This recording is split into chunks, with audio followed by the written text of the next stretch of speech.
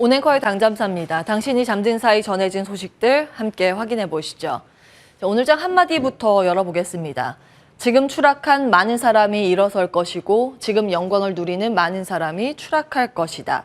가치 투자의 교과서로 통하는 벤저민 그레이엄의 증권 분석 첫 장에 나오는 말입니다. 과거에도 한 차례 소개시켜드린 바 있는데요. 세상을 움직이는 논리는 평균을 향한 회귀라는 이야기겠죠. 뭐든 영원한 게 없다라는 건데요. 그것은 흥왕의 시기에도 추락의 시기에도 동일하다라는 관점입니다. 그리고 칼라일은 이런 사이클상의 운이라는 것은 실력을 갖춘 자 그리고 준비된 자의 것이라고 말하기도 했습니다. 다음 보시죠. 과거에 우리 시장은 어떤 흐름을 보였을까요?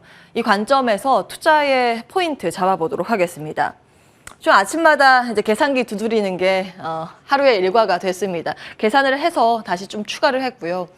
과거 우리 시장의 혹한기 부분을 추려봤습니다.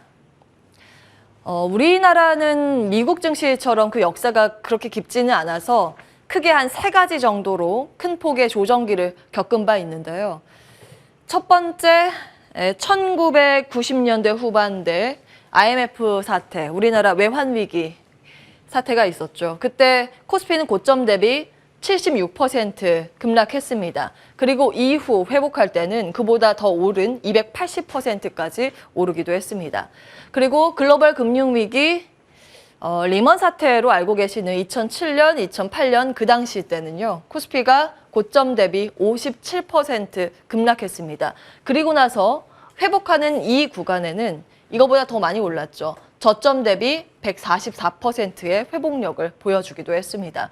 그리고 가장 최근에 기억하실 겁니다. 코로나19로 촉발된 팬데믹 쇼크 때 고점 대비 37% 급락했고 회복은 무서웠습니다. 저점 대비 거의 100%의 상승률을 나타냈습니다. 그리고 다시 시장이 하락기로 접어들면서 코스피는 어제 종가 기준 고점 대비 28% 떨어져 있는 상황입니다. 다음 보시죠.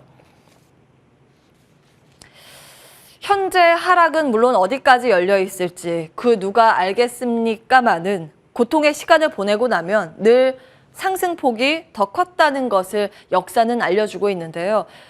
그래도 지금의 어려운 이 구간, 현실은 맞닥뜨려야 하는 거니까요. 하나하나 좀 상황들 점검을 해보도록 하겠습니다. 간밤 유럽 증시는 열렸습니다. 미 증시는 휴장이었는데 유럽 증시의 흐름도 괜찮았고 미국의 선물 지수도 동반하는 상승세를 보였습니다. 영국, 프랑스, 독일 대표 종합주가 지수 1% 안팎의 강세를 유지하면서 마무리가 됐습니다. 여러 가지 경기 침체 우려를 불식시키는 코멘트들이 나오기도 했고요. 바이든 대통령이 가솔린 세금 임시 면제 가능성에 대해서 언급하면서 이 점이 호재로 반영이 됐다라는 평가입니다. 영국 FTSE 100 지수가 차트로 나와 있습니다. 3개월짜리 나와 있는데요. 최근 지난주에 그 패닉 장세를 딛고 반등하는 모습이 인상적이었습니다. 다음 보시죠. 근데 어제 우리 시장은 기술적 반등은커녕 홀로 하락하는 모습이 씁쓸하기만 했습니다. 일간으로 전 세계 증시에서 코스닥 지수의 낙폭이 어제 가장 컸고요. 이거의 1개월물로 봤을 때 최근 한 달간 데이터로 봤을 때도 전 세계 증시에서 코스닥 지수의 낙폭이 가장 컸습니다. 뚜렷한 악재가 없었다는 점이 어제 장중 대응하기 더욱 혼란스럽게 만들었습니다. 다음 보시죠. 시장에서 표면적으로 해석되는 시장, 특히 우리 시장의 유독 약세 흐름이 보인 이유들 정리해봤습니다. 첫 번째로 환율이 꼽히고 있죠. 환율이 천정부지로 치솟고 있는 상황입니다. 계속해서 연고점 터치하고 있는 상황이고요. 이제 1,300원 초읽기에 들어갔다라는 이야기가 나오고 있습니다. 물론 금융당국의 구두 개입으로 인해서 어제 이 오후 들어서는 이 환율이 조금은 안정세를 찾아가긴 했지만 여전히 상방이 열려 있다라는 이야기가 많습니다. 다음 장에서 그 부분 확인할 거고요. 이 환율의 압박으로 인해서 외국인들은 우리 시장에 그냥 투자를 해 있는 돈 가만히만 있어도 손실을 보게 되겠죠. 그래서 계속해서 외국인의 대규모 매도 물량이 출하되고 있는 상황입니다. 어제 하루 동안 만에 순 매도 금액 아래 기입해봤습니다. 그리고 여러 가지 소문이 돌고 있는데 악재로 해석이 되는 소문들이 있습니다. 북한에서 핵실험 관측에 대한 소문이 나오고 있는 상황이고요.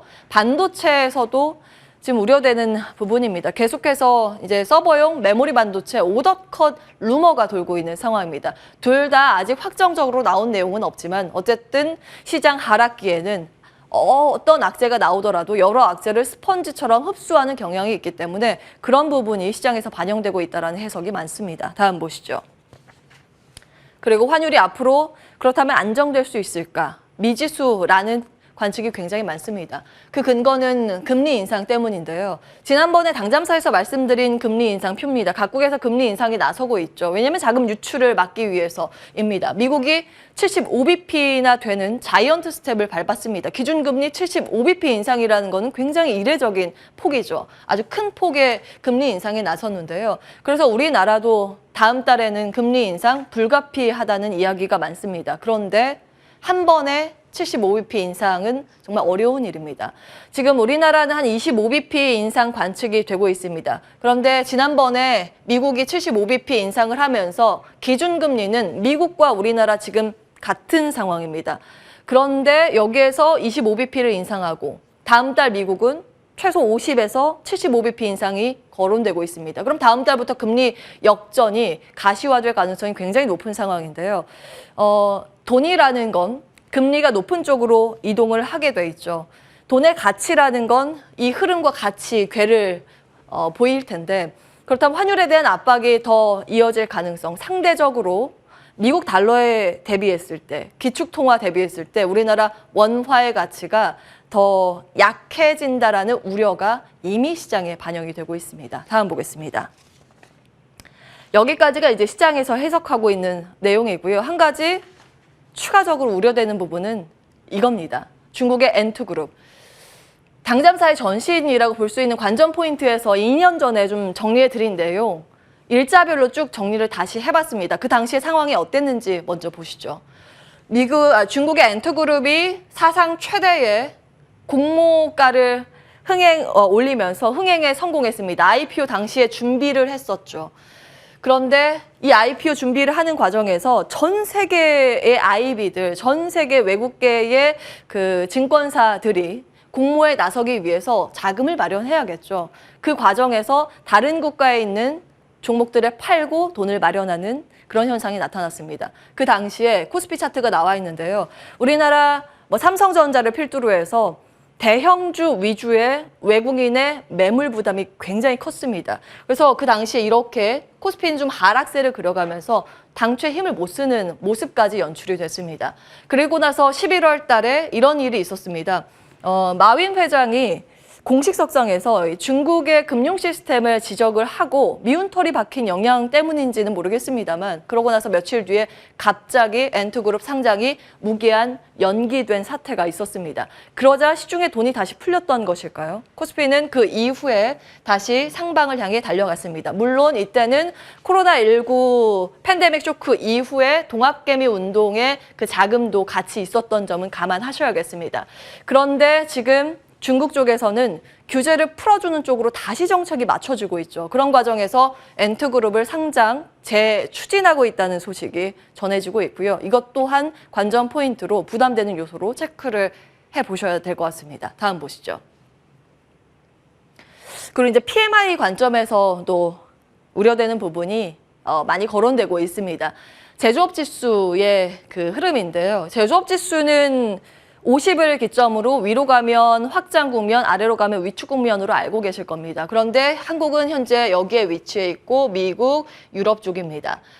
점점 코로나 팬데믹 이후에 수혜를 누렸고 기준금리의 이제 인상기에 긴축에 들어가면서 이 PMI가 확장해서 위축을 향해서 가고 있는데 그 사이클상 먼저 들어갔었던 거, 위축에 먼저 들어갔었던 건 중국이라고 나옵니다. 중국은 이미 PMI가 위축이 돼 있죠. 사실 특히 우리나라는 미국은 소비가 GDP의 3분의 2를 차지하지만 우리나라는 제조업이 훨씬 더 많은 비중을 차지하고 있죠. 수출 수입 데이터가 중요한 이유기도 하고요. 그래서 이 부분에 대해서 우려감이 있습니다. 앞으로 이제 사이클상에 우리는 갈 길이 좀 더 남아있다라는 그런 우려감, 그리고 중국이 최근 들어서 글로벌 증시 대비했을 때 강한 상승세를 보이는 이유, 정책의 확장 기조의 변모도 있겠습니다만 경기 후퇴를 일찍 경험했다라는 근거도 제시가 되고 있습니다. 다음 보시죠. 다만 어쨌든 하락기에서도 인간적으로 이만큼 떨어졌으면 반등은 기술적으로 나와야 하지 않을까라는 일종의 윤리적 반등 오늘 보이지 않을까라는 그런 역외 환율의 관측 데이터는 나오고 있습니다. NDF는 어제보다 그래도 환율이 조금 안정되면서 한 1원 정도 하락 출발 예상이 되고 있고요. 코스피 200 선물은 0.65% 플러스 마감에 성공을 했습니다.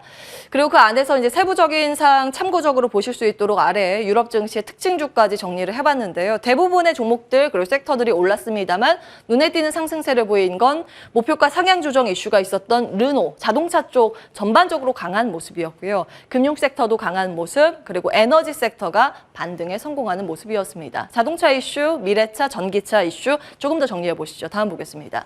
이제 어제 말씀드린 내용인데 테슬라에 대한 이 관심도가 굉장히 집중되고 있지 않습니까? 기가 텍사스 모델 Y에 4680 탑재 공식 선언을 한 만큼 계속해서 이제 증권사에서 보고서가 올라오고 있는데요. 어제 내용 다시 한번 체크해 보시죠. 이제 공정의 변화가 요구되고 있습니다. 습식에서 건식의 요구가 되면서 사실은 장비 같은 경우에는 기존 장비보다 다른 장비가 소비될 가능성, 요구가 될 가능성이 높습니다만 그 안에 들어가는 밸류체인 단의 소재 이런 것들은 여전히 필요하다는 그 관점에서 밸류체인 단 정리를 해봤습니다.